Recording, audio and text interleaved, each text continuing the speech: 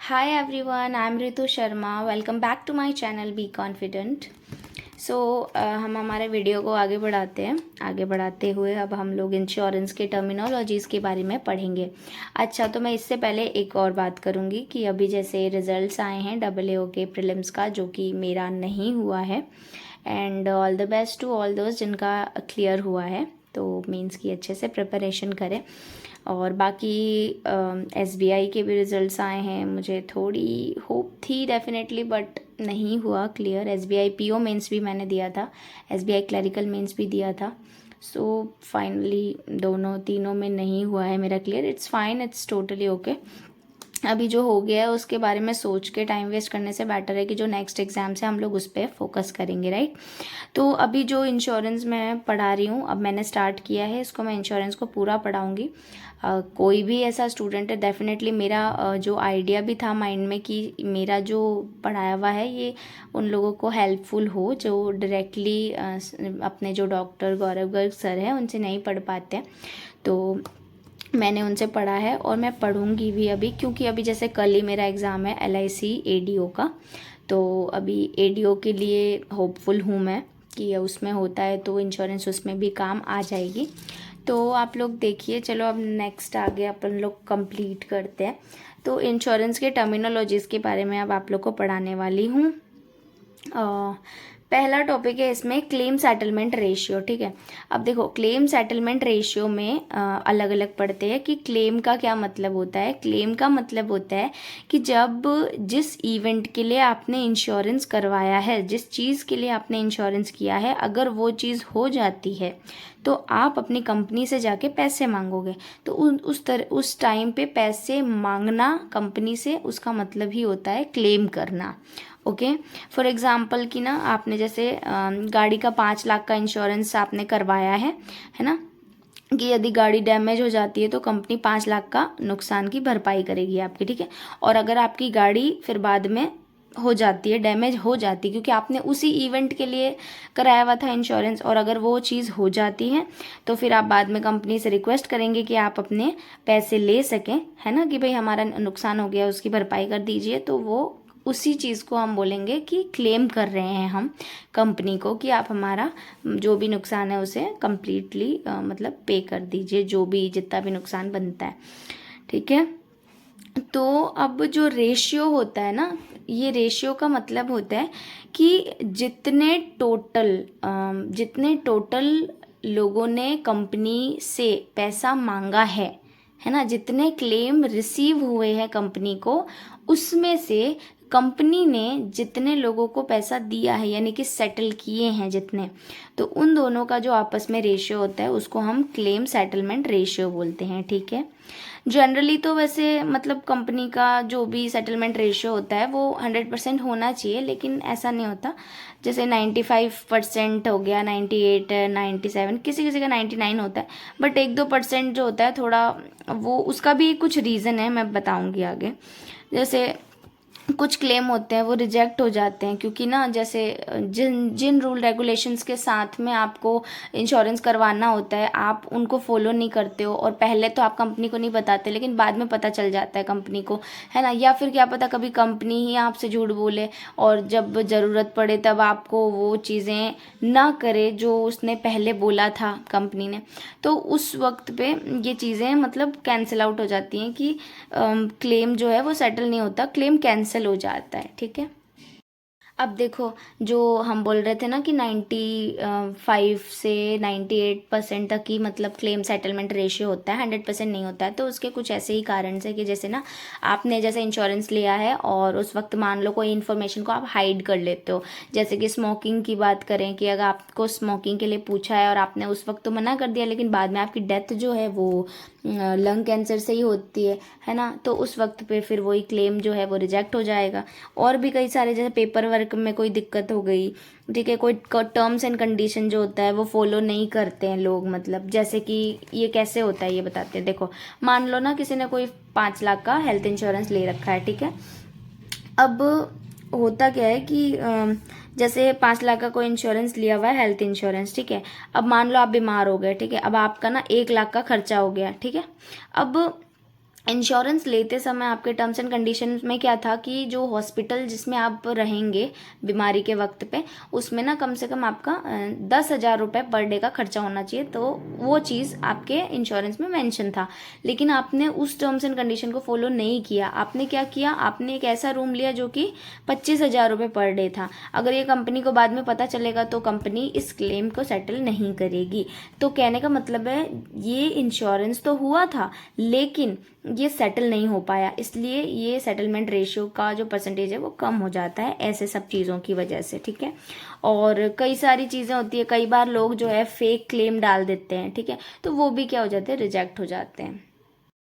So how to calculate claim settlement ratio, short form में अगर ऐसे फॉर्मूला बेस पे देखेंगे तो क्या होता है क्लेम सेटलमेंट रेशियो की total number of claim paid in a year upon total number of claims received in a year multiply by 100। यानी कि जितने भी क्लेम एक साल में कंपनी को मिलते हैं, है ना, जितने रिसीव होते हैं उसमें से कितने कंपनी ने लोगों को पे किया है, उन दोनों का आपस में रेशियो मल्टीप्लाई बाय 100, तो ये परसेंटेज हो गया। तो मतलब ये वाला जो रेशियो है इसको हम क्लेम सेटलमेंट रेशियो बोलते हैं। जैसे कि मान लो टोटल किसी कंपनी को 10 क्लेम्स जो हैं वो रिसीव हुए हैं, कि टोटल 10 जनों ने बोला है कि हमारा टाइम हो गया है, टाइम पीरियड हो गया है, हमने जिस इवेंट के लिए इंश्योरेंस कराया था वो इवेंट हो गया है, तो अब आप हमको पे कर दो। मान लो 10 जनों ने बोला, उसमें से 9 जनों ने नौ जनों को क्लेम पे करा है कंपनी ने, तो 9/10 इंटू 100, सो इट इज़ कि ये जो रेशियो है 90% हो गया। ओके, ऐसा वाला। अभी देखो आप इंग्लिश में भी यहाँ पे मैंने लिखा है, थोड़ा सा इसको ढंग से पढ़ लेते हैं। देखो, क्लेम्स में be rejected by life insurance companies for various reasons such as misrepresentations of facts, fraud, है ना, impersonation, etc. It is hence important to ensure that you provide accurate information to the insurer at the time of purchase, है ना, जब insurance को ख़रीदा जा रहा है दैट टाइम पे आप सही तरीके से उनके गाइडलाइंस को फॉलो करें, और अपनी जो भी इंफॉर्मेशन होती है पर्सनल वो आप बिल्कुल सही बताएं, वरना फिर बाद में जाके क्लेम जो है वो कैंसिल हो जाता है। तो अभी मैंने लिखा था इम्पर्सोनेशन, तो इम्पर्सोनेशन का वर्ड का क्या मतलब होता है कि जैसे ना मेरा इंश्योरेंस लिया हुआ है, ठीक है, लेकिन ना अब मेरी कोई फ्रेंड है वो हॉस्पिटल में एडमिट है, ठीक है, और मैंने डॉक्टर से कह दिया कि आप थोड़े से पैसे ले लीजिए और ना बिल मेरे नाम पे बना दीजिए, ठीक है। अब मैं एक्चुअली में तो बीमार हुई नहीं, लेकिन मैंने इंश्योरेंस करा रखा है, तो मैंने क्या किया, अपनी फ्रेंड की हेल्प करने के लिए खुद को बीमार बता दिया, है ना। लेकिन यहाँ पे ये सब झूठी बात है, मैं हूँ भी नहीं, तो मतलब आप जो नहीं हो आप वो दिखा रहे हो, दिस इज इम्पर्सोनेशन। ओके, ताकि आपका क्लेम सेटल हो सके और आपको पैसे मिल सके, ठीक है। तो ये चीज़ जो होती है वो इम्पर्सोनेशन होता है। तो ये चीज़ें समझ में आ जाती हैं, कंपनीज को पता चल जाती हैं, फिर वो क्लेम को रिजेक्ट कर देते हैं, ठीक है। अब दूसरा पॉइंट है कि मिस प्रेजेंटेशन ऑफ फैक्ट्स। तो इसमें क्या होता है कि जैसे आपने कहा कि आपकी गाड़ी का एक्सीडेंट हो गया, लेकिन आपने पैसे लेने के लिए झूठ बोल दिया। कैसे कि हो सकता है कि आपकी गाड़ी थोड़ी सी खराब हुई हो, ठीक है, लेकिन आपने उसको क्या किया, जानबूझ के ना बहुत ज़्यादा तोड़ फोड़ कर लिया, ताकि क्या है कि भाई रिपेयर के पूरे पैसे तो मिल ही जाएंगे, है कि नहीं। लेकिन ये भी चीज़ गलत है। तो कहने का मतलब है लाइफ इंश्योरेंस कंपनी है, चाहे हेल्थ इंश्योरेंस है, चाहे जनरल इंश्योरेंस कंपनी है, सबको ये हक होता है कि क्लेम जो है उसको वो रिजेक्ट कर सकती है अगर कोई भी कमी या कोई टर्म्स एंड कंडीशन सेटिस्फाई नहीं करता है कोई पर्सन, तो फिर ऐसा हो सकता है, ठीक है। इसीलिए कहा जाता है कि जब भी आप इंश्योरेंस लेते हैं तो policy holder accurate information company को देवे, और कंपनी भी अपने टर्म्स एंड कंडीशंस आसानी से सही तरीके से आगे वाले को समझाए, ताकि जब क्लेम सेटलमेंट का टाइम आए तो उसमें कोई दिक्कत नहीं आए।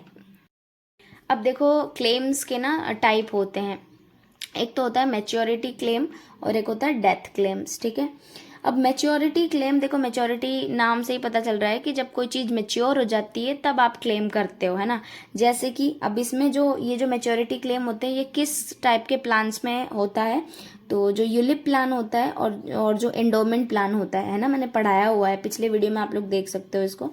तो एंडोमेंट प्लान और यूलिप प्लान जो होते हैं इनमें जो है मैच्योरिटी क्लेम्स होते हैं, और तो ये होता क्या है देखो, यानी कि ना आपने 20 साल के लिए कोई इंश्योरेंस कराया, मान लो कि भाई 20 साल के बाद में मैं कंपनी को क्लेम करूँगा, है ना। और 20 साल तक अगर आप जिंदा रहे, आप सरवाइव कर गए, तो आपको 20 साल के बाद में आपको उस मिलेगा मेच्योरिटी क्लेम, यानी कि जो आपने 20 साल तक प्रीमियम वगैरह भरा है, आपको उसमें इंटरेस्ट के साथ में यूलिप के केस में जो भी मार्केट का परफॉर्मेंस रहता है उस हिसाब से आपको आपका जो भी मेच्योरिटी बेनिफिट होता है वो आपको मिल जाता है, ठीक है। अब जो ये मेच्योरिटी क्लेम होता है ये टर्म इंश्योरेंस के केस में नहीं होता है, ठीक है। अब जो डेथ क्लेम होता है, डेथ क्लेम में क्या होगा कि अगर किसी की भी डेथ हो जाती है, चाहे वो एंडोमेंट प्लान है, चाहे वो यूलिप प्लान है, चाहे वो टर्म इंश्योरेंस का प्लान है, कोई भी पर्सन है अगर डेथ हो गई तो उसने जो भी नॉमिनी नाम दिया था, नॉमिनी को नॉमिनेट किया था, उसको आपको पैसे देने होंगे। This is death claim. अब जो इरडाई है वो एक्चुअली ना हर साल एक रिपोर्ट निकालती है, ठीक है, annual report. IRDAI annual report निकालती है जिसमें वो मतलब इसी क्लेम सेटलमेंट रेशियो के बारे में बताती है कि किस कंपनी का कितना क्लेम सेटलमेंट रेशियो है, ठीक है। तो आप लोग अभी इरडाई की साइट पे जाके देख सकते हैं, पीडीएफ आती है जिसमें बताया हुआ होता है। तो अभी फाइनेंशियल ईयर 22 की बात कर रही हूँ मैं, जिसमें जैसे बजाज एलियांस का दिया है 99.02% है, मैक्स लाइफ का सबसे ज़्यादा है 99.34% दे रखा है लास्ट ईयर का, ठीक है। तो ये सारे ये रिपोर्ट में दिखाता है, जिससे हम समझ पाते हैं कि कौन सी कंपनी से हम लोग इंश्योरेंस कराएंगे तो हमारे लिए ज़्यादा सही रहेगा, क्योंकि जो ज़्यादा अच्छे से क्लेम सेटल कर पा रही है मतलब वो एबल ज़्यादा है कंपनी, राइट। अब देखो claim settlement ratio by numbers और claim settlement ratio by value. अब ना ये दोनों चीज़ें अपने आप में अलग हैं, ठीक है ना। ये होता है ना कि क्वांटिटी और क्वालिटी, ये वो वाली बात है।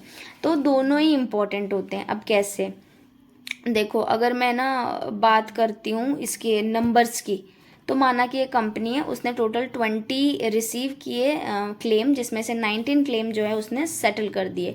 तो यानी कि बहुत अच्छा है क्लेम सेटलमेंट रेशियो। अगर बाय नंबर्स में बात करूँ तो 19 किए आउट ऑफ 20 मल्टीप्लाई बाय 100 मतलब 95% आ गया इसका, ये तो सही है। लेकिन इसी कंपनी का अगर हम लोग claim settlement ratio by value अगर देखते हैं, फॉर एग्जांपल कि मान लो वो कंपनी जिसका अभी हमने निकाला 95% बाय नंबर्स जो क्लेम सेटलमेंट रेशियो, अगर मैं उसकी वैल्यू की बात करती हूँ, वो मान लो ऑटो इंश्योरेंस करती है, ठीक है। उसने ना मारुति 1000 का इंश्योरेंस किया है, ठीक है, 4 लाख का जो इंश्योरेंस होता है वो किया है। अब एक पर्सन है, उसने रॉल्स रॉय का इंश्योरेंस करवाया और वो 2 करोड़ का है, ठीक है, इसी कंपनी से करवाया है ना। अब मान लो किसी की गाड़ी चोरी हो गई, अब जैसे ये 4 लाख वाले जो छोटे छोटे क्लेम होते हैं वो तो ये कंपनी इजीली सेटल कर रही है, ठीक है। लेकिन जब रॉल्स रॉय की बारी आती है तो उसके क्लेम को रिजेक्ट कर दिया मान लो इस कंपनी ने। अब इस कंपनी का वैल्यू क्या रह जाएगा। अब इसी अभी हम लोगों ने देखा ना कि 20 में से 19 क्लेम सेटल किए। अब ये जो 19 क्लेम इस कंपनी ने सेटल किए वो मान लो सारे 4-4 लाख वाले थे, है ना। तो 19 इंटू 4 76 लाख हो गए, ठीक है, इतने क्लेम सेटल किए। लेकिन जब टोटल रिसीव हुए थे 20 टोटल, तो उसमें मान लो कि वो 2 करोड़ वाला जो कंपनी है रॉल्स रॉयस, है ना, तो 2 करोड़ का जो वो उस गाड़ी वाले ने जो इंश्योरेंस करा रखा था उन सबको मिला के जो उसका टोटल जो रिसीव हुआ है वो 2.76 करोड़ है, ठीक है। उसमें से 76 लाख ही इसने सेटल किया है, तो इसका ओवरऑल कितना आ गया, 25% आ गया, ठीक है। तो ये सेटलमेंट रेशियो है बाय वैल्यू। तो जो नंबर के हिसाब से 95% था, लेकिन वैल्यू के हिसाब से यहाँ 25% है, तो इट इज़ वेरी डिफरेंट, है ना। तो दोनों चीज़ें देखनी होती हैं कि कंपनी में वैल्यू वाइज भी कैसे सेटलमेंट हो रहे हैं और बाय नंबर्स भी कैसे हो रहे हैं, ठीक है। अब नया टॉपिक है सरेंडर वैल्यू। सरेंडर का क्या मतलब होता है, गिव अप कर देना, ठीक है। अब सरेंडर वैल्यू का मतलब होता है कि वो पैसा होता है जब आपको आपकी पॉलिसी को कंटिन्यू ना करने पे आपको मिलता है। यानी कि अगर आपने कोई इंश्योरेंस कराया हुआ है और आपका मान लो 10 साल का मान लो आपको प्रीमियम भरना था, लेकिन आप नहीं भर पाए किसी कारणवश, तो आप मान लो 5 साल तक ही भर पाए, तो उस 5 साल के बाद में आपने बोला कि मान लो मैं तो गिव अप कर रहा हूँ, मुझे सरेंडर कर रहा हूँ, तो मुझसे अब नहीं भरा जाएगा प्रीमियम। तो उस वक्त पे आपको जो कंपनी पैसा देती है उसको सरेंडर वैल्यू बोलते हैं, है ना। जैसे, और हाँ, ये जो सरेंडर वैल्यू होता है, ये कॉन्सेप्ट ये हम लोग ना सिर्फ यूलिप और एंडोमेंट के केस में लेते हैं। टर्म इंश्योरेंस के जो, हाँ, टर्म इंश्योरेंस के लिए इस वैल्यू का कोई मतलब सेंस नहीं होता है। सिर्फ एंडोमेंट पॉलिसी और जो यूलिप प्लान होता है इनके लिए ये चीज़ यूज़ होती है। अब मैं आपको 2 केस बताती हूँ समझाने के लिए सरेंडर वैल्यू का जो मतलब है वो, है ना। देखो, मान लो आपकी एज 40 ईयर्स है, ठीक है, और आपने एक इंश्योरेंस कराया है, अपना लाइफ इंश्योरेंस कराया है, ठीक है, और उसका जो कवरेज पीरियड है वो 20 ईयर्स का है। 20 साल के लिए पॉलिसी ली है, एज आपकी 40 ईयर्स है, ठीक है। आपका जो प्रीमियम बनता है वो लगभग 12 लाख रुपए बनता है, ठीक है। अब अगर आप ये पूरे 12 लाख पूरे 20 सालों में आप अगर पे कर पाते हैं, यानी कि आपकी डेथ नहीं होती है, आप मान लो कि पूरा पे कर पाए हो, तो जब आप पूरा पे कर पाओगे तो 20 साल के बाद जो आपको अमाउंट मिलेगा वो कंपनी कहती है आपको लगभग 52 लाख रुपए का मिलेगा। तो इस वाले 52 लाख को हम क्या कहेंगे, क्योंकि टाइम पीरियड कंप्लीट हो गया तो वो एक मैच्योरिटी बेनिफिट हो गया। तो ये तो हो गया मैच्योरिटी बेनिफिट। मगर मान लो आप उस 20 साल के ड्यूरेशन में ही अगर डेथ हो जाती है तो कंपनी कहती है कि आपको 20.8 लाख रुपए मिलेंगे। जब आपने प्रीमियम कितना भरा था, 12 लाख का, पर आपको मिलेगा कितना, 20 लाख। लेकिन अगर आपकी डेथ नहीं होती है तो आपको मिलता है 52 लाख, जो कि होता है मैच्योरिटी बेनिफिट, ठीक है। अब इस केस में क्या होता है ना कि आपने पूरा प्रीमियम भर दिया, है ना। अब आपने पूरा प्रीमियम भर दिया तो सरेंडर का तो कोई पॉइंट होता ही नहीं यहाँ पे, राइट। लेकिन सेकंड केस जो होता है उसमें सेम पॉलिसी है, ठीक है, 20 साल तक आपको प्रीमियम भरना है। अब मान लो आपने 10 साल तक जो है प्रीमियम भरा, उसके बाद में आप 10 साल मतलब 40 साल के हैं, 10 साल तक प्रीमियम भरा, यानी कि आप 50 ईयर्स के हो गए। अब सडनली क्या होता है कि मान लो आपकी जॉब चली जाती है और आप खर्चे ज़्यादा होने की वजह से आप जो है प्रीमियम नहीं भर पाते हैं। तो अब आप कहेंगे कि मैं जो है इस पॉलिसी को कंटिन्यू नहीं कर सकता, मैं सरेंडर करना चाहता हूँ। तो अब कहने के टाइम पे कि अब मुझे ये सरेंडर करना है अपना पॉलिसी, उस वक्त पे जो आपको कंपनी पैसे देगी उन पैसों को ही जो है सरेंडर वैल्यू बोलते हैं, ओके। अब जो है लोग सरेंडर क्यों करते हैं पॉलिसी, क्या क्या रीज़न हो सकते हैं, एक शॉर्ट पॉइंट है यहाँ पे। जैसे कि लैक ऑफ मनी, है ना, पैसे नहीं है, अब भर ही नहीं सकते, प्रीमियम भरने के लिए पैसे ही नहीं है, कहाँ से भरेंगे। अर्जेंट नीड ऑफ मनी, एकदम से ज़रूरत पड़ गई पैसों की, है ना, और कुछ साल तक अगर प्रीमियम भरा हुआ है तो आपको सरेंडर वैल्यू में कुछ तो मिलेगा ही ना, आपकी जो भी अर्जेंट नीड है वो पूरी हो सकती है। फिर है better option than surrendering the policy is to take a loan against your policy. अब आपकी जो पॉलिसी ले रखी है आपने, उसमें उन पैसों में के ही अगेंस्ट में आप लोन भी ले सकते हो, ये भी एक ऑप्शन होता है, इस वजह से वो सरेंडर कर लेते हैं। कस्टमर सर्विस जो है वो अच्छी नहीं है, अगर कंपनी की मान लो आपको पसंद ही नहीं है तो आपको अब जो है रखना ही नहीं है उस कंपनी के पास अपना पैसा, तो आपने फिर सरेंडर कर लिया, ठीक है।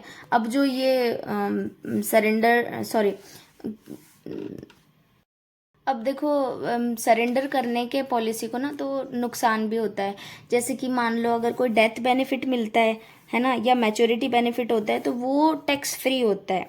लेकिन जब आप पॉलिसी को सरेंडर कर देते हो तो क्या होता है कि आपको टैक्स भरना पड़ता है, ठीक है। इन शॉर्ट, जो सरेंडर वैल्यू होता है उस पर टैक्स एग्जैम्पशन नहीं होता है, आपको टैक्स भरना पड़ता है। अब ये पॉइंट है सरेंडर चार्ज। जब पॉलिसी को सरेंडर करते हैं तो जो वैल्यू मिलती है ना, उस वैल्यू में से कुछ जो है कंपनी अपने पास रख लेती है, उस कुछ जो रखा हुआ है कंपनी के पास उसी को हम सरेंडर चार्ज कहते हैं। लेकिन इरडाई का एक रूल है कि अगर किसी पर्सन ने मान लो 5 साल तक अगर प्रीमियम भरा हुआ है तो सरेंडर चार्ज जो है कंपनी नहीं लगाएगी। अब दो तरीके के सरेंडर वैल्यू, 2 टाइप्स के होते हैं, ठीक है। सो टाइप्स ऑफ सरेंडर वैल्यू में एक तो होता है गारंटीड सरेंडर वैल्यू, एक होता है स्पेशल सरेंडर वैल्यू। अब जो गारंटीड सरेंडर वैल्यू है, इसमें क्या होता है कि ये वैल्यू आपको तब मिलती है जब कम से कम आपने 3 साल के लिए प्रीमियम भरा होता है, ठीक है। जैसे कि अगर मान लो आपने ना 2 साल तक ही प्रीमियम भरा है और आपने सडनली बोला कि अभी मुझे तो सरेंडर करना है अपना पॉलिसी, ठीक है, और आप मेरे को अपना जो भी सरेंडर वैल्यू बनता है दे दीजिए, तो कंपनी नहीं देगी, ठीक है। यानी कि मिनिमम 3 साल तक आपको जो है प्रीमियम भरा हुआ होना चाहिए, तभी आपको सरेंडर करने पे सरेंडर वैल्यू दी जाती है, ठीक है। अब अब ये जो आपकी मतलब आपका जो वैल्यू होगा सरेंडर करने पे, जो आपकी वैल्यू होगी वो गारंटीड होगी या स्पेशल वाली होगी, ये आपको पॉलिसी करने से पहले ही बता दिया जाता है, ठीक है। अब कितनी मिलती है ये, जैसे गारंटीड सरेंडर वैल्यू, ये आपको कितना मिलेगा, तो वो मिलता है कि जो पहले साल का जो आपने प्रीमियम भरा होता है फर्स्ट ईयर में, है ना, ओनली पहले पहले साल में जितना आपने प्रीमियम भरा होता है उसको छोड़ के जो भी पीछे और जितने भी साल में आपने प्रीमियम भरा है उसका 30%, ओके, उसका 30% आपको सरेंडर वैल्यू मिल जाता है। अब सरेंडर वैल्यू में एक तो होता है गारंटीड सरेंडर वैल्यू, एक होता है स्पेशल सरेंडर वैल्यू। अब जो गारंटीड सरेंडर वैल्यू है, इसमें क्या होता है कि ये वैल्यू आपको तब मिलती है जब कम से कम आपने 3 साल के लिए प्रीमियम भरा होता है, ठीक है। जैसे कि अगर मान लो आपने ना 2 साल तक ही प्रीमियम भरा है और आपने सडनली बोला कि अभी मुझे तो सरेंडर करना है अपना पॉलिसी, ठीक है, और आप मेरे को अपना जो भी सरेंडर वैल्यू बनता है दे दीजिए, तो कंपनी नहीं देगी, ठीक है। यानी कि मिनिमम 3 साल तक आपको जो है प्रीमियम भरा हुआ होना चाहिए, तभी आपको सरेंडर करने पे सरेंडर वैल्यू दी जाती है, ठीक है। अब ये जो आपकी मतलब आपका जो वैल्यू होगा सरेंडर करने पे, जो आपकी वैल्यू होगी वो गारंटीड होगी या स्पेशल वाली होगी, ये आपको पॉलिसी करने से पहले ही बता दिया जाता है, ठीक है। अब कितनी मिलती है ये, जैसे गारंटीड सरेंडर वैल्यू, ये आपको कितना मिलेगा, तो वो मिलता है कि जो पहले साल का जो आपने प्रीमियम भरा होता है फर्स्ट ईयर में, है ना, ओनली पहले पहले साल में जितना आपने प्रीमियम भरा होता है उसको छोड़ के जो भी पीछे और जितने भी साल में आपने प्रीमियम भरा है उसका 30%, ओके, उसका 30% आपको सरेंडर वैल्यू मिल जाता है। अब जैसे फॉर एग्जांपल कि मान लो आपने एंडोमेंट प्लान लिया हुआ है, ठीक है, 20,000 रुपये पर ईयर आपको प्रीमियम भरना है, ठीक है। अब आपने 3 साल तक भर लिया, क्योंकि मिनिमम आपको 3 साल इसमें भरना होएगा, ठीक है। तो 3 साल तक आपने 20,000 पर ईयर के हिसाब से 60,000 टोटल प्रीमियम भर दिया है, ठीक है। अब आप मान लो सरेंडर कर देते हो, तो अब आपको जो मिलेगा सरेंडर वैल्यू जो आपको मिलेगा वो कितना मिलेगा, तो 60 में से पहले साल का आप माइनस कर लो। पहले साल का कितना था 20,000, तो 20,000 60 में से हटाए तो पीछे बचे 40,000। अब इस 40,000 का 30% यानी कि 12,000 रुपये अब आपको मिलेंगे, ठीक है। यानी कि जो आपको सरेंडर वैल्यू मिलती है वो कितनी मिलती है कि जो आपका टोटल प्रीमियम होता है उसमें से फर्स्ट ईयर का प्रीमियम को माइनस कर लो, जो बचेगा उसका 30% निकाल लो। ये आपका होता है सरेंडर वैल्यू, कौन सा, गारंटीड वाला, ओके, गारंटीड सरेंडर वैल्यू होता है। दूसरा है स्पेशल सरेंडर वैल्यू। अब स्पेशल सरेंडर वैल्यू में क्या होता है कि मान लो किसी पर्सन ने अपने इंश्योरेंस को किसी स्पेसिफिक टाइम पे आके अपना प्रीमियम भरना बंद कर दिया, ठीक है। अब इस वाले केस में क्या होगा कि ना कंपनी कहेगी कि अब आप प्रीमियम तो नहीं भर सकते, ठीक है, अब आप अपनी पॉलिसी को मतलब सरेंडर करने का मतलब यही होता है ना, गिव अप कर दिया। अब क्योंकि हम प्रीमियम नहीं भर सकते तो आप हमारा जो भी बनता है वो दे दीजिए, है ना, क्योंकि पॉलिसी तो कंटिन्यू होने से रही। लेकिन कंपनी ये कहती है कि हम आपकी पॉलिसी को कंटिन्यू कर देंगे, जो भी आपका पीछे बचा हुआ टाइम है उसको हम कंटिन्यू कर देंगे, लेकिन जो आपका सम एश्योर्ड था बस उसको जो है कम कर देंगे, ठीक है। अब जो सम एश्योर्ड कम हो गया तो जो अब नया सम एश्योर्ड बना है उसको हम बोलेंगे paid up value. For example 10 साल के लिए मान लो आपने कोई पॉलिसी ली थी, ठीक है, 10 साल तक आप प्रीमियम भरोगे, लेकिन इसमें क्या इसमें जो स्टार्टिंग का जो इनिशियल सम एश्योर्ड है वो मान लो 20 लाख था। अब आपने 10 साल की जगह 5 साल ही आप जो है प्रीमियम भर पाए हैं, लेकिन बाकी के 5 साल नहीं भर पाए। तो अब आप कह रहे हैं कि मैं नहीं भर सकता भाई, 5 साल के बाद में आप कह रहे हैं कि आप प्रीमियम नहीं भर सकते, तो कंपनी आपको कहेगी कि कोई बात नहीं, आपने 5 साल ही भरा, इट्स फाइन। अब आपका जो सम एश्योर्ड है उसको हम 20 की जगह 10 लाख कर देंगे और आपकी पॉलिसी जो है वो कंटिन्यू रहेगी, भले ही आप प्रीमियम ना भरें। अंडरस्टूड?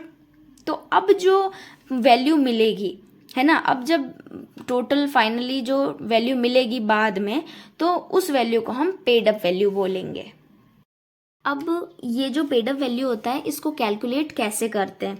तो क्या होता है कि फॉर एग्जांपल कि आपने ना 10 साल की पॉलिसी ली है, 20 लाख रुपए उसका सम एश्योर्ड है, 5 साल तक आपने प्रीमियम भरा और उसके बाद में आपने जो है प्रीमियम को आप नहीं भर पा रहे हो, तो कंपनी कहेगी कि आप 5 साल तक भरे हो, कोई बात नहीं, अब आप जो है जो सम एश्योर्ड 20 लाख था, हम आपके सम एश्योर्ड को 10 लाख कर देंगे और आपकी जो पॉलिसी है उसको हम कंटिन्यू रख देंगे। तो अब जो पेड अप वैल्यू जो निकाला जाएगा वो कैसे होगा कि देखो 5 साल तक आपने भरा, आउट ऑफ 10 ईयर्स, टोटल 10 साल तक भरना था आपको प्रीमियम, लेकिन आपने 5 साल तक भरा, यानी कि आपने 5/10 आपने भरा है, ठीक है, मल्टीप्लाई बाय सम एश्योर्ड। ये सम एश्योर्ड ओरिजिनल वाला होता है, यानी 20 लाख रुपए वाला, ठीक है। अब मैं आपको ना इसको एग्जाम्पल देके ढंग से समझाती हूँ। अब मैं ना आपको स्पेशल सरेंडर वैल्यू निकालना बताऊंगी, तो उसके लिए पेड अप वैल्यू को निकालना ज़रूरी होता है, इसलिए मैंने इसको पहले बताया, ठीक है। मान लो आपको ना आपने एक इंश्योरेंस लिया है जिसमें आपको 15,000 पर ईयर प्रीमियम भरना होता है, ठीक है, उसका सम एश्योर्ड है 3 लाख और उसका जो पॉलिसी का टेन्योर है वो है 20 साल, ठीक है। एंड फिर आगे जाके ना आप 4 सालों के बाद में आपने मान लो कि प्रीमियम भरना बंद कर दिया है, अभी आपको जो पेड अप वैल्यू होगा इसके अकॉर्डिंग कितना होएगा?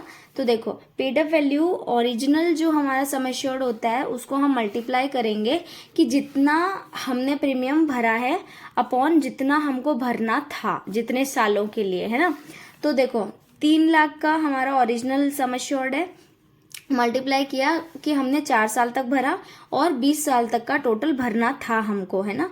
तो इसके अकॉर्डिंग जो है पूरे 60,000 रुपये बनते हैं, तो ये 60,000 रुपीज़ क्या हो गया? पेड अप वैल्यू हो गया, ठीक है। अब स्पेशल सरेंडर वैल्यू क्या होता है?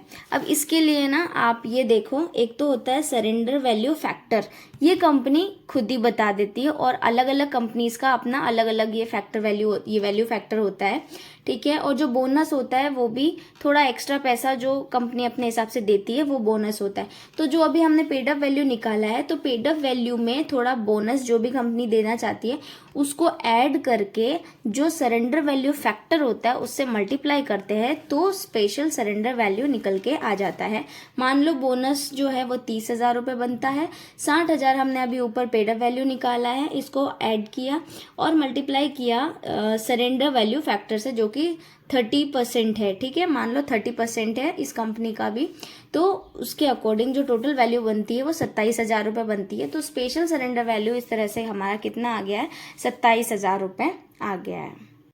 अब cash value of a policy, cash value क्या होती है? तो कैश वैल्यू क्या होती है कि किसी भी एक पर्टिकुलर टाइम पे आपने जो इंश्योरेंस पॉलिसी ले रखी है उसकी वैल्यू कितनी है, वो होती है कैश वैल्यू, ठीक है। यानी कि जैसे कि फॉर एग्जांपल आपने कंपनी टाटा AIA से जो है 30 साल के लिए एक पॉलिसी ले रखी है जिसमें आप 10,000 पर मंथ जो है प्रीमियम भर रहे हैं, तो आप एनुअली 1.2 लाख भर रहे हैं, ठीक है, एनुअली।